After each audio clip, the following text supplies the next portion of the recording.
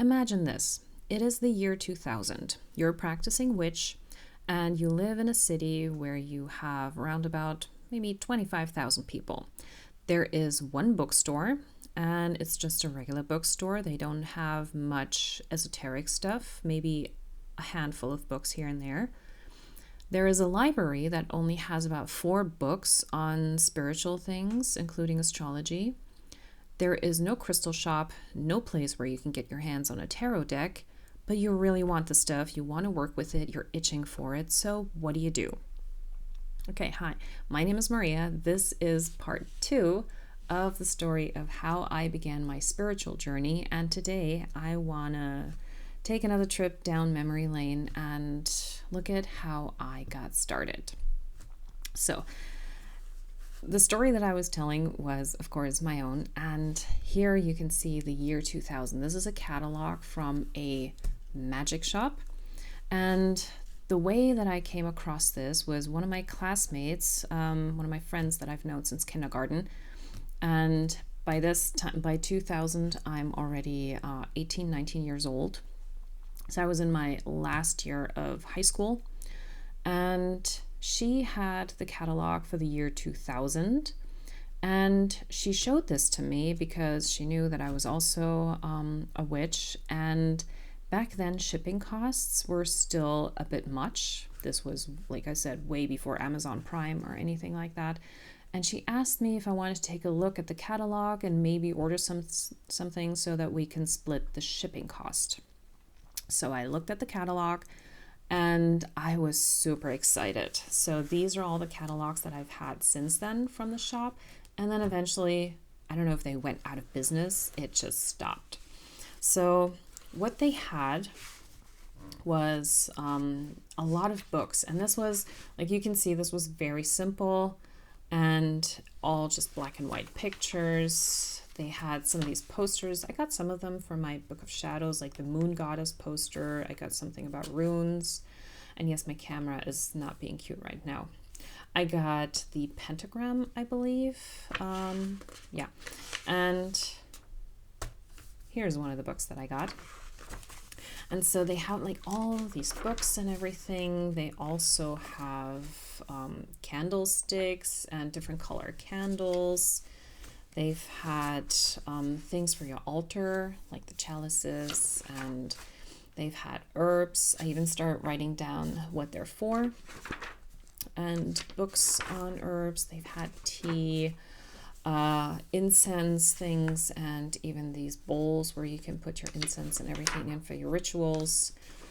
A lot more oils, perfume oils.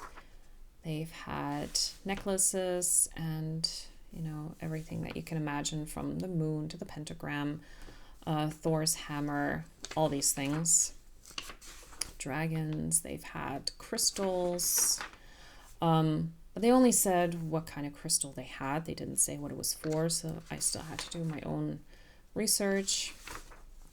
Some stuff, like they had gargoyle statues, they've had stuff on druids, and then eventually in the other catalog I found tarot. So here they call it oracle and divination.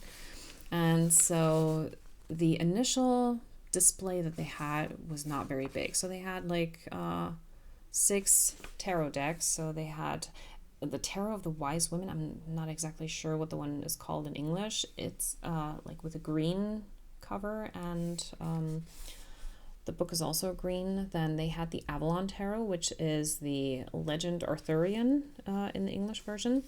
They've had the Merlin Tarot by R.J. Stewart. Tarot of the North might be the English translation. Here they even had an Oracle deck, which completely went over my head because I never paid attention to Oracle. This is by Carolyn Smith, Voices of the Moon or something. And of course the Arcus Arcanum Tarot. And so for me, when I saw this, like, I knew I wanted to have a tarot deck. So for me, it was between the Arcus Arcanum and the Avalon. And since, you know, I'm a big fan of Avalon and all the mystical stuff that comes with that, with the stories, I, of course, chose the Avalon Tarot. Later, this became an out-of-print deck, and it took me quite a while, many years, to hunt this down. Now I got two, and so I'm good with that. And yeah, that was what it had. And back then, oh, I didn't mark this, but the tarot decks were more towards the back of the first catalog. And here in the next one, tarot had already moved to the middle of the catalog. And then by the next one, it was already on page 3. So this is something, oh, they also had like pendulums and stuff. So here, they also then started having the Margaret Peterson Tarot. They had the Daughters of the Moon Tarot, the Vision Tarot, Celtic Tarot, the Celtic Dragon Tarot, which we can still sometimes see on Amazon every once in a while. And they got the big set with the VHS type box for the Arcus Arcanum, so they upgraded that one. And yeah, so in all the other catalogs, tarot has always been in the front. So it's kind of interesting to see, looking back on the history aspect of all of this. So the last catalog was 2007, 2008. That tarot became much more popular really quickly in the 2000s because now working in marketing, I know that the items that sell really well, you want to put them in the front of the catalog, and everything that's like, that's going more towards the back of the catalog. And the fact that this was already on page 3 meant that a lot of people were buying tarot decks over here in Germany from this shop in the early 2000s already. So yeah, and let me just get this out of the way. But before I got any from that catalog, it was towards the end of 1999 or the very early beginning of 2000, I already had my Sailor Moon Tarot. And like I said, this is one of the books that they also sold in the catalog. I don't remember if I got this from the catalog or if I actually got this at a bookstore. I'm not quite sure. This is the first edition, and this came out in 2000. And the original book is called A Woman's Book of Shadows by Elizabeth Brooke. And when I got this at a bookstore, so they had 3 tarot decks to choose from, and this was a bookstore in the next city over, so bigger city, bigger bookstore, and they had an RWS deck, they had another deck that I completely forgot what it was, and they had this one, but this one was shrink wrapped, I couldn't look inside, and so the only thing that I had to go on was this picture. I liked it because it has the word witch on it, I liked the moon, and it had a cat. And everything else, like there's no pictures, nothing. So I didn't have anything to go on. And if I had known that this is a pip deck, I probably wouldn't have gotten it. So I took the little white book out of this box. And so at first when I looked, I was like, oh, yay, pictures, great. And then after the majors, we came to this. And I was like, what in the world is that? Like, it's the same picture in the middle and it just keeps adding one with each card. Like, what the hell is that supposed to tell me? And then, yeah, we got some people in the court cards. And then the same thing here. So it's like, since it's breaking the wand, is that like a bad thing? Is this like, what are we talking about here? Destruction. And then with the pentacles, there's the eye and there's like a landscape. So what are we doing here? What is this for? And with the cups, so is that a good thing? Is that a bad thing? Does that go for all the cards? Like, I was frustrated with this. So, and the little white book was not much help for me. So then I got this book. And this one has, I even still have a reading here from someone.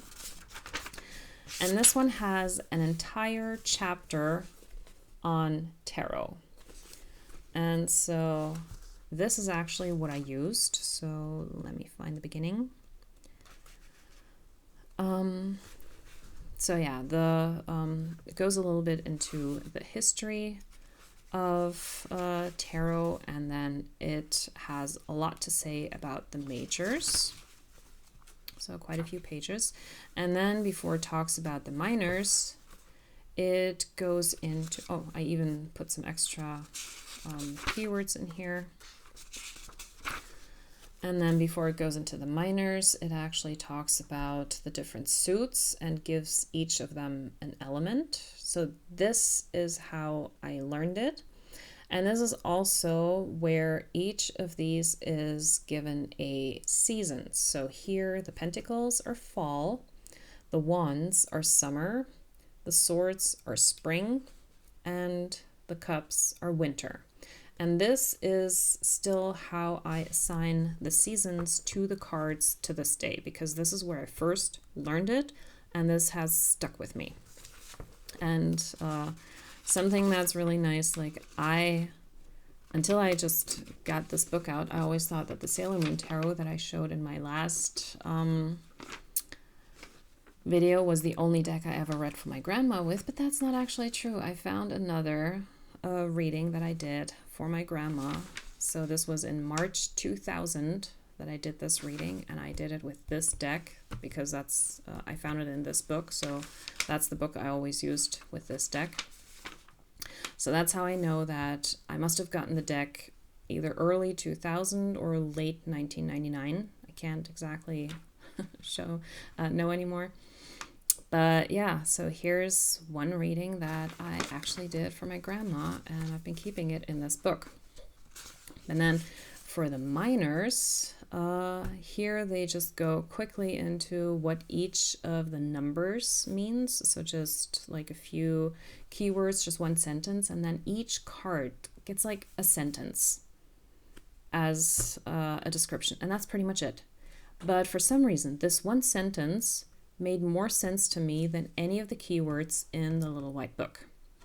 So I started reading with this, and I even read for other people with this. And I was always open and upfront about, hey, I still need the book because I'm just starting with this, and is that okay for you?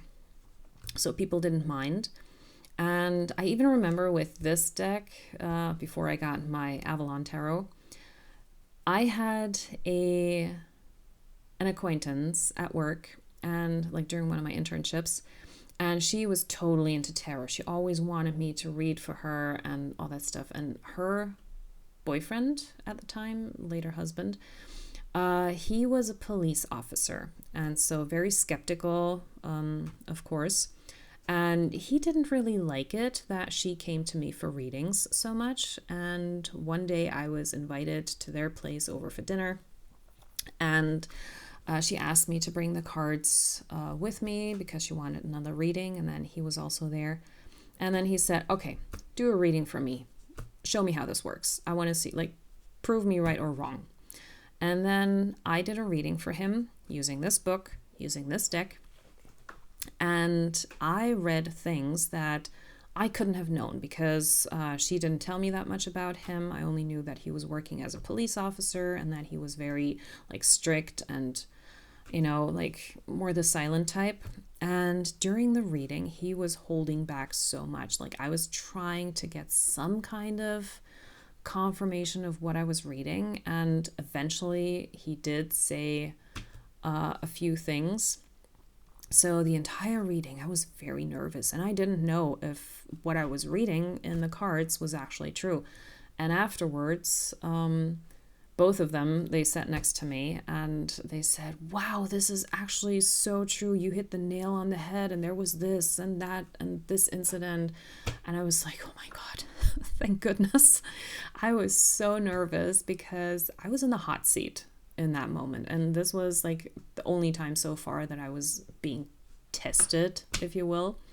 But yeah, so this book, this deck, I passed the test, so to speak, and that was a really good experience. And that also, like, I did it also for me because I wanted to see if I can read for someone who doesn't actually believe in this, who is very skeptical, and who would rather like me to disprove all of that by saying a bunch of things that are not true. But in the end, he admitted, yeah, there must be something to it, because there's no way you could have known these things. And there's a lot of things from my past that you brought up that make sense and that I don't really talk about. But it was in the cards. So yeah, for me, this was also a very nice confirmation that these actually work. And I think I did this in the year 2004. That's when I had this internship. So yeah, so that's what I used at first. That was my first full 78 card deck. And then the next one that I got, like I said, from the catalog, that was this one, my Avalon Tarot, and it's in this VHS type looking box.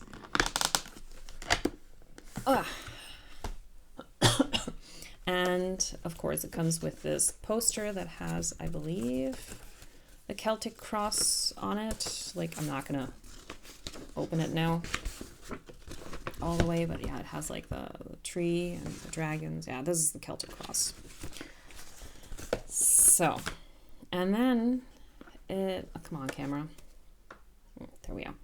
So it has this really nice guidebook. It's very thick, and I got a German edition, of course, since I bought it in Germany. And this is one of the books that I just need to spend time with, because there's, just like the Lover's Path Tarot that I have, each card has a different person, a different story in it, and the entire Avalon myth is just so vast, so big. There's so much to learn. And when I got this deck, being in my last year of high school, I was focused on my finals and, you know, passing the exams, making sure that I graduate from high school and all of that. So I didn't really have the time to look through all of that, because I was more, I had to study, you know, like science, history, all that kind of stuff. So this deck always fell a little bit short. I even made like a little pouch that is way too small for this deck. And yeah, so I got the German version here of the deck, which I think might still be in print. At least I've seen it on Amazon. It's still available. I know that the English version by now is out of print, and I don't know if it's ever coming back in stock, but the German version still is. But that also means with the German book. You can also get this in a smaller box like this with the little white book, I think. But this one was the one that was available in the catalog. And so that's what I got. But yeah, all these people here in these cards, they all have like a backstory. And that for me is something that I really want to get into, so that I can have an additional layer of reading with the cards, just like I did with the Sailor Moon Tarot. Knowing what happened in that particular moment that is depicted on the card gives me so much more to work with, and all the stories are recorded here in this book. So I really only have to go through this. I can do additional research, of course. I did get another really thick book on the Arthurian legend, so I do have other resources to work with. But yeah, even Isolde is in here, like Tristan and Isolde is part of this whole thing. So yeah, here, Tristan and Isolde, the cups, Two of Cups. I already know that story from the Wagner opera. And yeah, so some of this I know, a lot of this I don't know. And I really want to spend time with this deck. And I hope that sometime in the near future, I will have enough time to really do this, because this is a good read. Like, I like the way that reads, and I don't always want to have to look back at the stories of what it says for each card. And one thing that threw me off at first when I got this is that all the pages are these animals. And to this day, I don't like reading with animal decks, because it's just, it's not really my thing. Like, I'm not good with deciphering animal behavior, what they do and why they do it and all that stuff. I'm a cat lady, so I could read cats, but that's about it. Yeah, but this is definitely one of the things that I do want to spend time with, because this is one of the decks that no matter what happens, this will never leave my collection. This was a gift that I got for Christmas or birthday from my family out of that catalog, so it also holds very dear memories, and for that reason alone, I will never part with this. Come hell or high water, this will stay with me forever. And yeah, so this was part 2 of my tarot journey, my spiritual journey. And I do have other stuff to share, so I might make a few more videos in the near future. If you've made it this far, thank you very much for watching, and I'll see you in the next video. Bye.